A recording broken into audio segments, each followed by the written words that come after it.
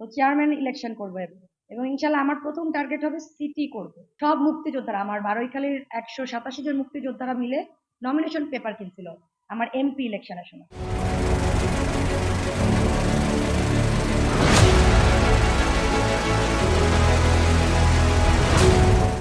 আমি আসলে ইলেকশনের জন্য ইলেকশন করি না।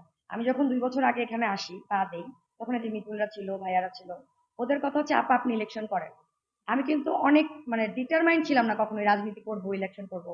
আমার নমিনেশন পেপার যেটা আগের বার কেনা, সেটা পাবলিকরা কিনে দিচ্ছে, সারপ্রাইজ ছিল একটা। তারা কিনে এনে আমাকে দিচ্ছে যে আপা চলেন, আপনাকে মুক্তিযোদ্ধারা সবাই না, সব মুক্তিযোদ্ধারা, আমার বারৈখালীর 187 জন মুক্তিযোদ্ধারা মিলে নমিনেশন পেপার কিনছিল আমার এমপি ইলেকশনের সময়। তো তখন আমি খুব শক ছিলাম যে পাবলিক আমাকে এত চায়। তো that time I realize that okay, public তাহলে আমাকে চাচ্ছে। তো উপজেলা ইলেকশন এবার আমি করবো অ্যাজ আ চেয়ারম্যান ক্যান্ডিডেট হিসেবে, যেহেতু আমি অলরেডি এমপি ক্যান্ডিডেট ছিলাম। আগের বার আমার ভাই ছিল, কিসমত ভাই। সো এবার ব্যাড লাক বলবো আমি পাবলিকদের, মুন্সিগঞ্জ পাবলিকদের। এতদিন যদি আমরা থাকতাম, কিসমত ভাই বা আমি থাকতাম, সিটি কর্পোরেশন হয়ে যেত। খুব দুঃখজনক ব্যাপার যে মুন্সিগঞ্জে সব আছে, বিল্ডিং শুদ্ধ আছে, তারপরেও সিটি কর্পোরেশন হইতে পারলেন না। আপনারা তো চেষ্টাও করলেন না। গত 2-3 বছরে দেখলাম সাংবাদিকরা একটু নিয়ে লেখালেখি করেন, একটু হলেই তো সিটি কর্পোরেশন হয়ে যাইতাম আমরা। আপনারা যদি একটু হেল্প করতেন কিসমতের আমাদেরকে, তখন 2 বছর আগে হয়তো সিটি কর্পোরেশন হয়ে যেত। বাট দ্যাট টাইম, এইবার আবার সুযোগ আসছে আপনাদের থ্রোতে, আবার যদি পাবলিক আমাদের আনে, ইনশাল্লাহ নিয়ে আসবে মনে হচ্ছে। তো চেয়ারম্যান ইলেকশন করবো এবং ইনশাল্লাহ আমার প্রথম টার্গেট হবে সিটি করব। আমি মুন্সিগঞ্জকে, এই শ্রীনগরকে সিটি কর্পোরেশনের জন্য প্রথম আমার কাজ থাকবে। সাধারণ জনগণের জন্য আপনার কি মেসেজ থাকবে? একেবারে তৃণমূল জনগণ যারা খেটে খাওয়া মানুষ। বা মুন্সিগঞ্জে কোনো খেটে খাওয়া মানুষ নাই, মুন্সিগঞ্জে সবাই বড় লোক। আপনি মনে হয় জানেনই না, মুন্সিগঞ্জে 72% মানুষের নিজের বাড়ি আছে। 72%। 31% মানুষ বিদেশে থাকে এবং বিদেশ থেকে বিদেশি ডলার পাঠায় পরিবারকে। আমি আমার দামলার কথা বলি, রাড়িখালের 9 গ্রামের মধ্যে একটা দামলা গ্রাম। এখানে মাত্র 3300 পাবলিক আছে। 3300-র মধ্যে 1800 মানুষ বিদেশে থাকে এবং 100% সবাই শিক্ষিত, কোনো বেকার নাই আমার দামলা। তো এখানে খেতে খাওয়া না মানুষ খুব কম। আর যারা আছে তারা আমরা এই 5-6 জন মুন্সিগঞ্জে মানুষ আছি, ভুইয়া, লস্কর, গাজী, এরা ইনশাল্লাহ তাদেরকে পার করে নিয়ে যায়। তো খেতে খাওয়া এই মুন্সিগঞ্জে মানুষ নাই, সবাই সচ্ছল।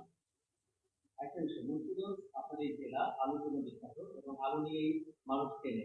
এই আলু গবেষণা ইনস্টিটিউট বা আলু উৎপাদনের জন্য এখানে তেমন কোনো কিছু নেই। এই বিষয়ে আপনার কোনো কি থাকবে কিনা? কে বললো কিছু নেই? তাহলে এত এত আলু পাচ্ছেন কি করে পুরো বাংলাদেশে? আগে কত মেট্রিক টন হইতো? মুন্সিগঞ্জের মধ্যে কোনো কোনো আলু গবেষণাগার নাই। আচ্ছা, এত গবেষণাগার লাগবে কেন? আল্লাহ তালা আমাদেরকে এত ন্যাচারালি এত আলু দিয়ে দিছে, আমাদের তো গবেষণা করে আর উৎপাদনের দরকারই নাই। ন্যাচারালি আমাদের কত হাজার মেট্রিক টন হয় প্রতি বছর আপনি জানেন? লিঙ্কন ভাই, আপনি কি জানেন মুন্সিগঞ্জে আমাদের শুধু শ্রীনগরের 14 ইউনিয়নের মধ্যে যতটুকু আলু হয়, বাংলাদেশের কত পার্সেন্ট আলুকে আমরা ইয়া করি জানেন? 17% আলু শুধু শ্রীনগরের থেকে যায় পুরা বাংলাদেশে। মুন্সিগঞ্জ মুন্সিগঞ্জ আমাদের শুধু মুন্সিগঞ্জের 17% পুরা বাংলাদেশের টোটাল আলু আমরা ক্যাপচার করে ফেলি। কিন্তু প্রতি বছর তো আমাদের কৃষি খাতে আলু ব্যবসায়ীরা খুব লোকসানের মধ্যে থাকেন। এই ক্ষেত্রে আপনি যদি নির্বাচিত হতে পারেন, এই সাধারণ কৃষকদের জন্য আপনি কি করবেন? অবশ্যই তাদেরকে আমরা আলাদা ট্রেনিং এর ব্যবস্থা করবো, কিন্তু এইবার যে এরকম ট্রেনিং হচ্ছে, এবার তো এরকম আলুর কোনো প্রবলেম হয় না। আলুর উৎপাদন ভালো হয়, ন্যায্য মূল্য না পাওয়া, ন্যায্য মূল্য পায় না, সেটা বড় নেতারা কি করে ভাই? আমরা তো ছোট ছোট নেতা, আমরা কিভাবে জানবো? এখন তো ভালো সরকার আসছে, এখন হয়তো তারা একদম ন্যায্য মূল্য পাবো। কিন্তু এখন এখন যা দেখছি, তারেক রহমান তো খুব ভালো ভালো প্রজেক্ট নিয়ে আগাচ্ছে। দেখলাম প্রতিটা চেয়ারম্যান, প্রতিটা ইউনো অফিস, প্রতিটা ইউনো স্যার আমাদেরকে কাগজ পাঠাচ্ছে, লিফলেট পাঠাচ্ছে যে কৃষি খাতে কিভাবে কিভাবে করবে, মৎস্য খাতে কি কি করতে চাচ্ছে। আমরা জাস্ট ব্যাকআপ দিব, আমরা আমাদের সাধ্যমতো চেষ্টা করব, কিন্তু আগে ট্রেনিংটা দেওয়া ইম্পর্টেন্ট। যারা বেকার এখানে আছে, বেকার যুবক, আমি সবাইকে নিয়ে সেকেন্ড রোজায় বসছিলাম। আবার বলবো 22-23 রোজাতে আবার বলবো, তাদেরকে দিয়ে আমি এলাকাতে এই কৃষকদেরকে ট্রেনিং দেওয়ার ব্যবস্থা